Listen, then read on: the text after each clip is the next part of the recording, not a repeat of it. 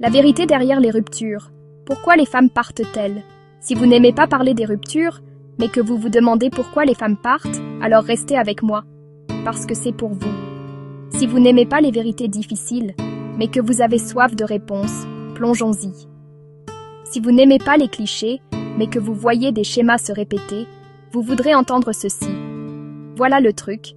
Les femmes ne se réveillent pas un beau jour en décidant de partir. C'est rarement soudain. La plupart du temps, c'est la fin d'un long chemin. Des études montrent que les femmes essaient souvent, en silence, de régler les choses pendant des mois, voire des années, avant de finalement s'en aller. Pourquoi? Parce que les femmes sont élevées pour être les soignantes, celles qui réparent, celles qui maintiennent tout ensemble.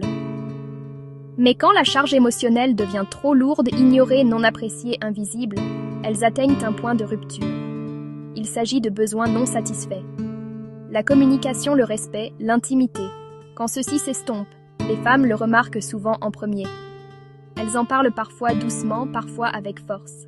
Si rien ne change, c'est là que le départ se produit. Il ne s'agit pas d'être froid ou sans cœur. En fait, la plupart des femmes font leur deuil bien avant la rupture. Au moment où elles font leur valise, elles ont déjà pleuré l'amour qui fut.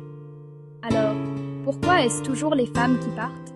Peut-être parce qu'elles sont assez courageuses pour se choisir elles-mêmes quand la relation cesse de les choisir. Peut-être parce qu'elles ont appris que rester silencieuses fait plus mal que de dire adieu. Et peut-être, juste peut-être, c'est un signe que nous devons tous écouter un peu plus attentivement, avant que quelqu'un ne décide de s'en aller.